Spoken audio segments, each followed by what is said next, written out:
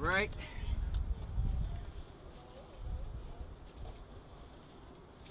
No, it's strange, isn't it? That, like, before I preach, I had to have chapstick. You don't know, it's weird, right? I don't know. But listen, we about to do, this whole episode is going to be just basically this message.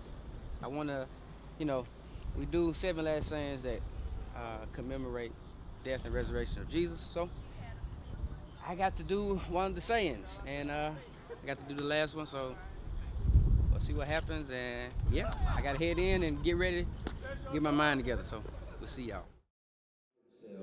The movement was welling, but they were in need of some type of momentum. Dr. Martin Luther King was traveling to Birmingham, Alabama, and Birmingham, Alabama was the most segregated city in all of America. As a matter of fact, some even referred to it as the Johannesburg of the South, because there was a public safety commissioner by the name of Eugene Bull Connor. He was a starch racist. He was a drunk most of the time, but he sought to make it his life's responsibility to make sure that there was segregation between black people and white people. He did this. It was his life goal. And so it was Dr. King, in looking for something to tip the very hand of Eugene Connor, he gets some consultation from his now late friend, Wyatt T. Walker, who constructed this project called Project C. Project C consisted of 3 steps. The first step of Project C would consist of a series of sit-ins that would ultimately draw attention to the civil rights movement. The second step would be them boycotting downtown businesses so that they would hit the financial pockets of white businesses. But the final step of Project C was a quite interesting thing. It was that they would boycott and march in order to fill the jail cells so that Mr. Connor would not have enough space to put anybody into jail. However, it was unique that Dr. King wanted to utilize children, and so it was on that first day that it now goes down in civil rights history referred to as D-Day. Dr. King had 600 students that were thrown into jail. 1 week later, there were 1,500 students that then skipped school on that particular day in protest, and they would be hosed down by K-9 units, and they would be thrown into jail as well. That the jail system was completely full of little boys and little girls, but little did Eugene Connor understand he was doing exactly what Dr. King wanted him to do at that particular moment. It is shown that, if you remember, it was in May the 4th of 1963 that while America awakened that particular morning to sip their coffee, it was this picture, brothers and sisters, that was plastered across the New York Times in 3 columns. It was this picture that was shown because the editor of the New York Times says he was surprised at the saintly calm of the little boy in the snarling jaws of the German Shepherd. It was an amazing picture that when John Kennedy, the president at the time, saw the picture himself, John Kennedy was completely horrified at just what segregation was doing at the time when he was in the office. That the little boy was giving himself to the German Shepherd. We come to our passage here today. Don't we see something similar here? It's about 12 o'clock noon, the time when the sun's rays pierce the Earth's atmosphere at the most direct angle. Yet there's no sun anywhere to be found. And out of the midst of the darkness, we hear a faint cry that cries out that says, Father, into your hands I commit my spirit. He cried that name before, but this time it was a bit different than the last time he cried it out. It says, Father, into your hands I commit my spirit. And we've heard of this phrase before, haven't we? Christopher Columbus, before he crossed over into the Jordan, said, Father, to your hands I commit my spirit. Sir Thomas More, that before being executed by King Henry VIII of England, he says, Father, into your hands I commit my spirit. Martin Luther, the father of the Protestant Reformation, before he closed his eyes at one time, he said, Father, To your hands I commit my spirit. If you don't mind, allow me just to show you a few things that perhaps we can learn from a Jesus that gives of himself in life's most crucial moments. I think it shows us that Jesus shows us that we must give of ourselves consistently. Know, brothers and sisters, that this is the darkness. It is complete dark. It's utter darkness over the entire world. And notice what Jesus said. He says, Father, into your hands. That the word literally means to entrust. That Jesus is giving of his spirit to the Father. But this isn't strange to us, because while he was giving of himself in the dark, he always gave of himself in the light. You remember that Peter had a mother-in-law that was sick, went to Jesus. He says, I don't know what's going to happen. Jesus shows up and cures the mother-in-law of Peter.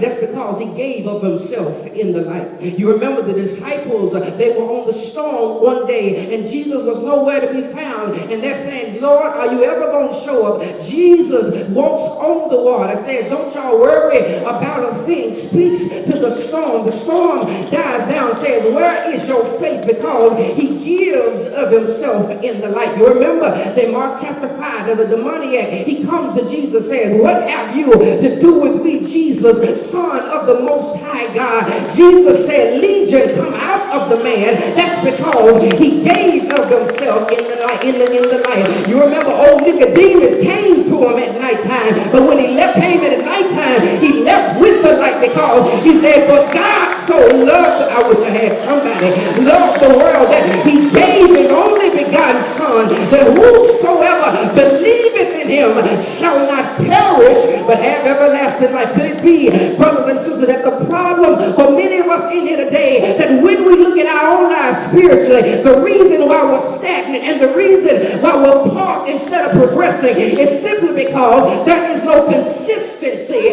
concerning our behavior in the light and our behavior in the darkness. I don't know who I might be talking to, but that's God's word for somebody in here. You can't be a disciple of Jesus Christ and have a different way you live on Monday versus how you live on Sunday. You can't be a disciple of Jesus Christ living a different way how you do on Tuesday versus how you live on Sunday. I don't know who I might be talking to, but you got to learn how to live your life consistently, giving yourself unto God.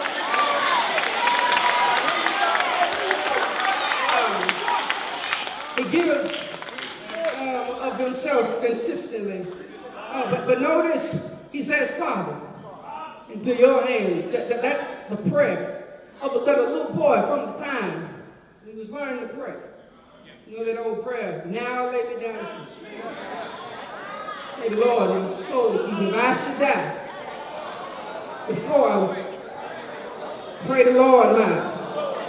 Somebody prayed when they were a little boy. I pray the Lord, my soul. Here it is. Jesus at the end is depending on the foundation he set at the beginning. Can I tell somebody here today? It's going to be a problem in your spiritual walk if when the darkness comes, you didn't set a foundation during the night.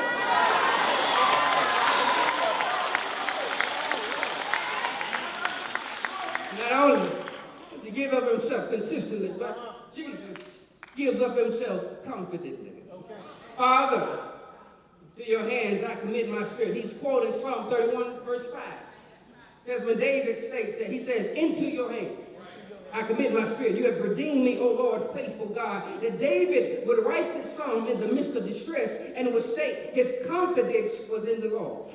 He says, Jesus says to the Father, into your hands I commit my spirit. But look closely at the hands of the Father. His hands are full, my brothers and sisters. Because in one hand, he holds the veil that separated the Holy of Holies from the rest of the temple. You remember it was the Holy of Holies, my brothers and sisters, that on the Day of Atonement, the high priest would go inside and ask for forgiveness on behalf of the entire community. But on the day that Jesus dies, that temple is not torn from bottom to the top, but rather it's torn from the top to the bottom, symbolizing that God is saying that there is no longer any separation between myself and forgiveness. But then that's what he has in one hand, but then there's another hand that God has. In that other hand, brothers and sisters, he's blotting out the sun. Remember that the sun is nowhere to be found, but yet although we have a God whose hands are full, Jesus still confidently says, Lord, I know you got a lot that you're dealing with right now, but my hand, I'm still giving my spirit unto you. I want to let somebody know here today that when I was a little boy and I was singing in the youth choir, we had a song that we would sing. We would sing all in his hands. I put it all in his hands. And we get happy. We say this and that. He can handle it. As a matter of fact, we say this and that. This and that. This and that. He can handle it. It's a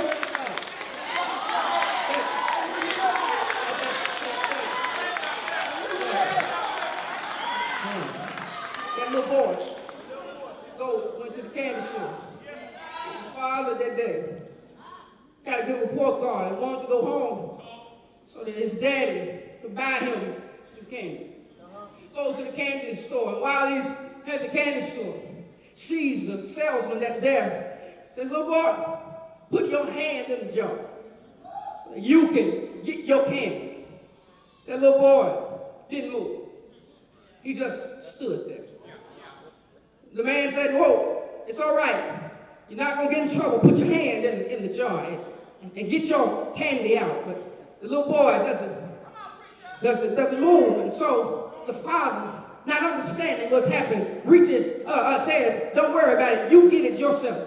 The salesman then reaches down in the jar, picks out the candy, puts the candy in the bag, and then they proceed to walk out. And then the daddy said, son, why in the world were you being disobedient to the salesman? He told you that it was all right to put your hand in the jar. He said, Daddy, I'm sorry. He said, but when I looked at my hands and I looked at his hands were so much bigger than mine, and I decided to let him get it because I knew I'd get more candy with his hands. Who am I talking to? You've been dealing with stuff in your life, but your hand's not big enough to handle. You've been having hard times on your job, but your hand's not big enough. I'm trying to tell you, learn how to put things in the hands of the Lord. I see the word.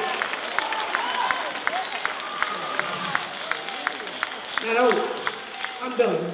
Not only does he give of himself consistently, not only does he give of himself confidently, but Jesus can give of himself, because this isn't the conclusion. Listen, this isn't the conclusion. This is Friday, brothers and sisters. This is Friday, brothers and sisters. But I have you to know that on that very same picture, I didn't tell you the name of the little boy. The name of the little boy, his name is Walter Gadsden.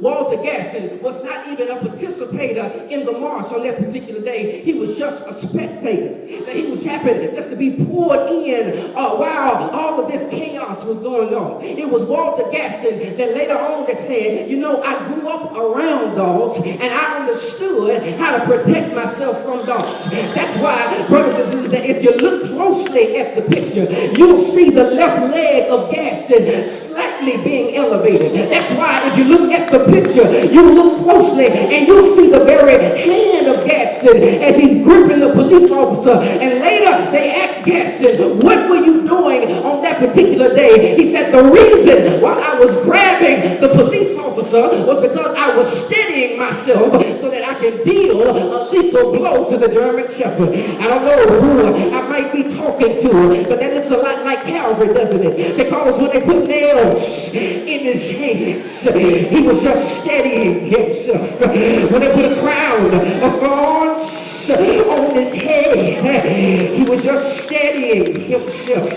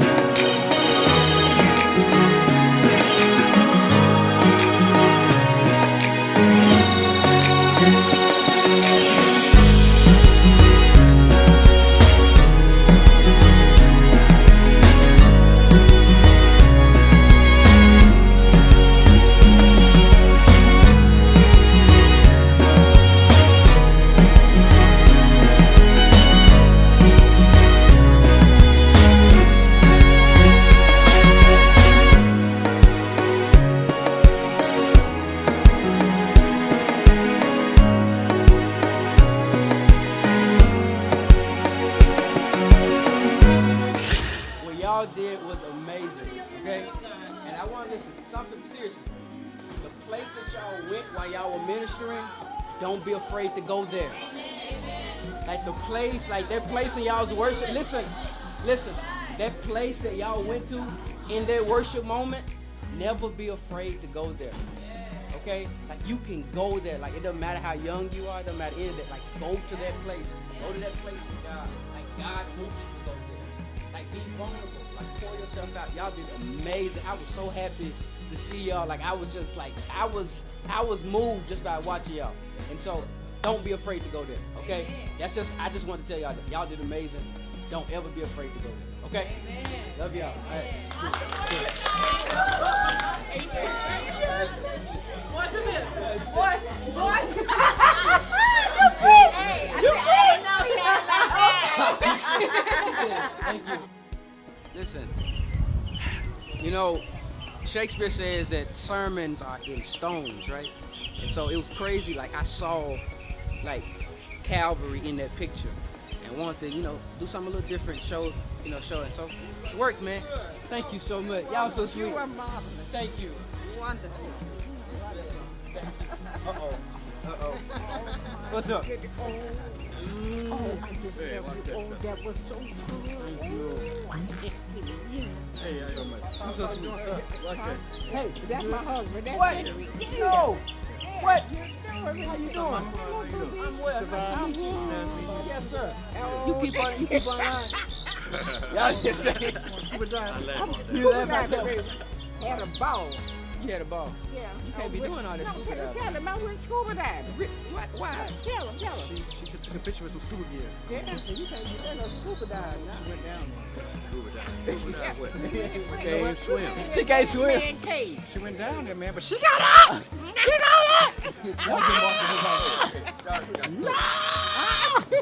Y'all get marked off. Huh? All right, come over. Thank you so much. Thank you. I appreciate that. Okay, we'll talk. Yes, ma'am. Okay. All right. Yes, Okay. ma'am. Yes, ma'am. Okay, Ray. Hey, You all right? I'm well. Thank you. All right. Thank you so much. All right. Thank you. I appreciate it. Thank you. Hey, how are you? So, yes. And saw Calvary in that picture, and wanted to utilize it. I thought it was pretty dope just to be able to do that. And yeah, man, that's it for y'all today. Next time, got some mess for y'all. Y'all stay tuned. Like, share, comment, subscribe, all that good stuff. Thank you so much. Do all that stuff, and we'll talk to y'all later. All right. Cool. What's going on, everybody? Thank you. Listen, first off, thank you for watching today's episode. It's a little rough though today, I gotta admit. You know, I did my normal routine, which is wake up in the morning, go to the gym, and then of course I had to go home, change to get ready to head to church for the first Good Friday. And you know, I found a letter on my door.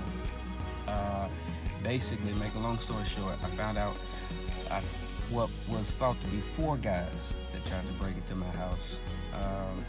And then talking to another witness of what was happening, it was actually 5 guys that tried to break into my house. And so it was strange, and me trying to preach Friday, knowing, you know, having that on my mind, you know, because I was kind of terrified by it. It was a bit scary, you know, to think that, you know, 5 people tried to get into your house. There was a group of them. And yeah, so, you know, it was one of the hardest things I had to do because, you know, I felt like my safety was compromised a bit. Yeah, well, it was a little rough, but I think God, I pray somebody was blessed, and God definitely carried me through. But yeah, man, I think sometimes, you know, you never know what's going on with people, like what might be on their mind at the moment, but then still they have to complete something, they're called to do something at the moment. So yeah, that's what happened, and thank y'all so much for viewing. Keep me in prayers. We got to figure this whole thing out. And yeah, thank y'all. Stay tuned for the next episode. Like, share, subscribe, all that.